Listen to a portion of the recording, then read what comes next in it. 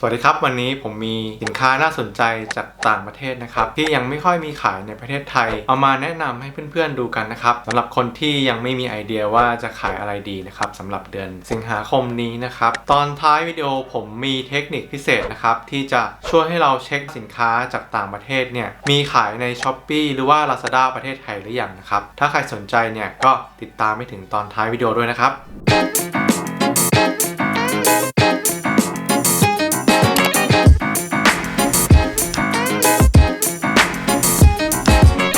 สวัสดีครับผมเซียนเป็ดครับช่องผมแนะนำการหาเงินออนไลน์นะครับผมจะอัปโหลดวิดีโอทุกวันอังคารและวันพฤหัสถ้าไม่อยากพลาดเทคนิคการหาเงินออนไลน์ใหม่ๆนะครับอย่าลืมกด subscribe นะครับแล้วก็กดกระดิ่งแจ้งเตือนให้ผมด้วยนะครับถ้าสินค้ามีอะไรบ้างเดี๋ยวเราไปดูกันเลยครับเดี๋ยวเรามาดูสินค้าตัวแรกกันนะครับสินค้าตัวนี้ก็เป็นแมสนะครับแมสที่มีเฟสชิลผสมกันนะครับแล้วก็มีที่ระบายอากาศด้วยนะครับตรงเฟสชิลนี้ก็คือจะแบบไม่ให้มันมีหมอกนะครับเพราะว่ามันจะมีที่ดูดอากาศออกนะครับใครทำพวกนี้อยู่เนี่ยก็ลองเอาไปตัดเย็บนะครับแล้วก็เอาทำเป็นแบบนี้ดูนะครับน่าสนใจเลยทีเดียวนะครับตัวนี้ถ้าใครสนใจเนี่ยก็ลองดูนะครับเดี๋ยวผมจะใส่ลิงก์ตัววิดีโอนี้ไว้ให้นะครับวิธีการที่จะดูว่าเขาขายอะไรเนี่ยครับก็คลิกตรงนี้ครับ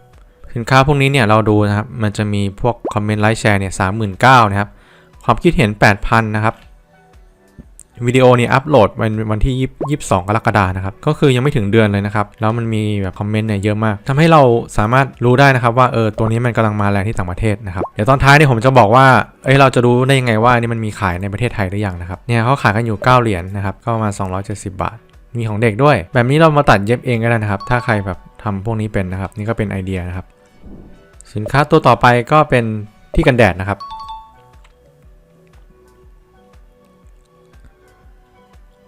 มันคือร่มกลับด้านนั่นเองนะครับถ้าใครรู้จักเนี่ยเป็นร่มกลับด้านที่เขาเอามาทำเป็นที่กันแดดนั่นเองนะครับก็น่าสนใจนะครับเพราะว่ามันสะดวกด้วยเราไม่ต้องแบบเอามาพกที่แบบว่ากันแดดให้มันเกะกะนะครับแล้วก็กางหุบนะครับแล้วก็ลิงก์เนี่ยก็อยู่ตรงนี้นะครับก็ลองคลิกเข้าไปดูสินค้าดูได้นะครับสินค้าตัวต่อไปก็จะเป็นมุ้งนะครับมุ้งที่แบบว่าพับเก็บสะดวกกางก็ง่ายนะครับเนี่ยเหมาะกับประเทศไทยมากนะครับเพราะว่าประเทศไทยยุงเยอะนะฮะนี่กางเก็บง่ายนะครับไม่ต้องแบบว่าดึงทั้ง4มุมให้ตรงให้ตึงอะไรเงี้ยนะครับแล้วก็สามารถนอนได้หลายคนด้วยนะครับนี่นะครับก็ลิงก์จะอยู่ตรงนี้นะครับก็ลองคลิกเข้าไปดูได้ตัวนี้ก็จะเป็นที่เอาไว้มัดไว้กับเข่านะครับเหมาะกับคนที่ทำงานช่างนะครับจะได้ไม่ต้องคุกเข่าให้มันเจ็บขานะครับ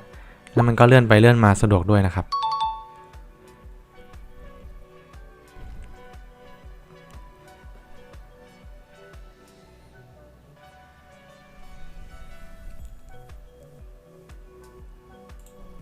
ตัวนี้ก็19 เหรียญเองนะครับน่าสนใจนะครับตัวนี้ตัวสุดท้ายแล้วนะครับตัวที่5ตัวนี้เนี่ยผมเห็นมานานพอสมควรแล้วแต่ว่าราคามันค่อนข้างสูงนะครับ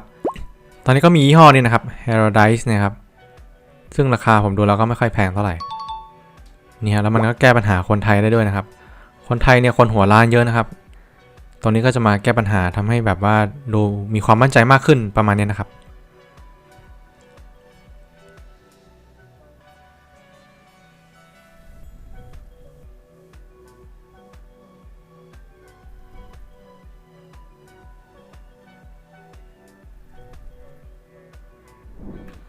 เดี๋ยวผมจะมาลองทำให้ดูนะครับว่าถ้าผมอยากจะได้ตัวนี้เนี่ยจะไปซื้อที่ไหนนะครับขั้นแรกก็คือเราก็ต้องเซฟรูปนี้ก่อนนะครับ